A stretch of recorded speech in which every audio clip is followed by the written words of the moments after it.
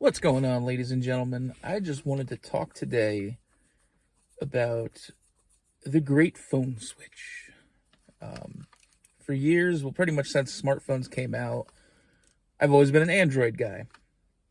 Never had a problem with them.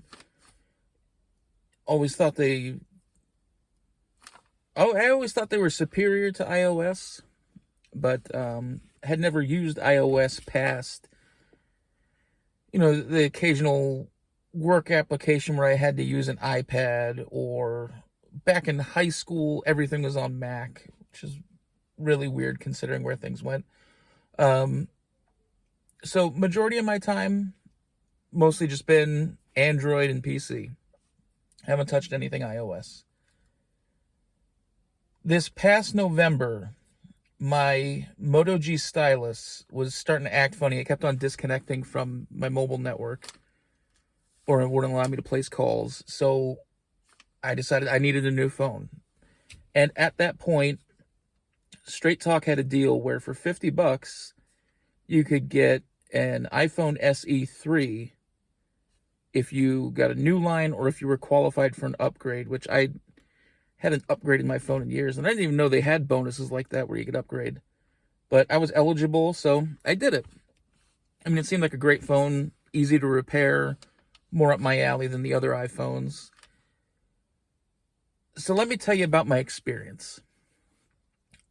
I like how small the phone is, because for a while there, like my Moto G, it feels like a small tablet, in all honesty. So when you're watching videos and you're holding it in your hand like this, you gotta have that like kung fu grip. Whereas this, it's more like, yeah, let's just hold it like this. So it's a little bit more comfortable to take pictures with, to do video with, just to use in general. Like I was worried that the screen size was going to be off-putting and I'd want to upgrade immediately. But no, it hasn't really been that bad. My one gripe with it is I started playing Warcraft Rumble, and you got to like scroll a little bit with the screen because it's smaller. But overall, I've been having a positive experience with this. And what I don't understand, when people are saying, oh, you should get an iPhone, they never say why. It's like, the whole make America great again thing. Well, how are they going to make it great again? They're just going to do it. It's like, it's just an iPhone. Just get it. Had someone explained to me, and, well, had I not been so set in my ways and actually looked into it as well, the Translate app that's built into the phone, outstanding.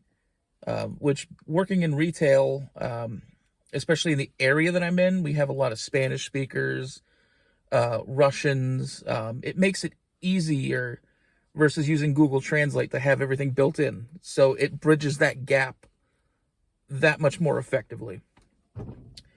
In addition to that, I feel like the camera is better. Like, I thought, oh, well, my Moto G has 3 cameras on the back, so this won't be that good. No, having one good camera, or one great camera, honestly, is better than having 3 mediocre cameras. In addition to that, the video seems better. There's more options for video recording. Like, you could do slow-mo, everything like that my Moto G didn't have. And to kind of go with that, I feel like the photo editing and the built-in video editing is more intuitive than it is on Android. But another cool feature that I had no idea even existed, I knew there were apps for it, but I didn't know it was built into iOS, the measuring app. If I want to measure for a window, if I need to cut something, even if I'm taking a picture of something to get measurements to get a box to ship it in, it's built right in. It's also a leveling app, which it actually came in handy when I was mounting a TV back in December. So, like, all the features that should be heralded and advertised versus just as a status symbol or like a popularity contest, pretty much. It's like, oh, you have an iPhone. You must be cool. Like, honestly, it's from a functionality standpoint, not too different from Android. My minor gripes with it, iOS doesn't allow like chat bubbles. So, on Android, you get a message through Messenger, bing, and it pops up on your screen. iOS doesn't have that. So I either have to check Messenger itself or scroll down my notifications. Not a huge deal, but that is my only gripe with switching to iOS. Well, that and the fact that now I have had to buy roughly $50 in cables to replace for my usual like go bag. I usually have a charger, a power brick in there, so I have needed a cable for that, one for the car, one for the house, and I think I've bought like a couple like little packs of them just to have. And then I had to get new cases.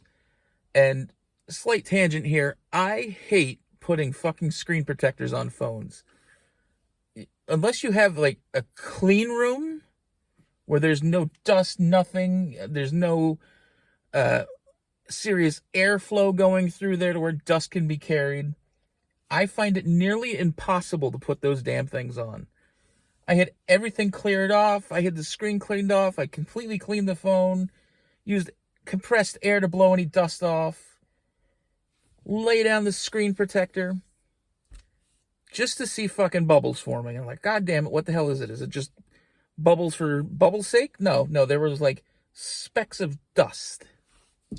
So I just said, screw it. I'm getting a 360 phone case, which I think it's like Mira case, I think it was, Mira, which I love. It's a little bit on the thinner side, doesn't have any bulk to it, but it kind of goes with the phone. It's easy to grip. So overall, I will say this little experiment of mine, this $50 experiment, which I guess when you tackle and everything else, it's probably more like a $100 experiment of switching to iOS, was not that bad. There are things I miss from Android, but overall, this is going to be a great phone to have for probably a year or so, maybe two. And I'll see, maybe I'll just go iOS from now on. We'll see how I go. But I'll keep you guys updated.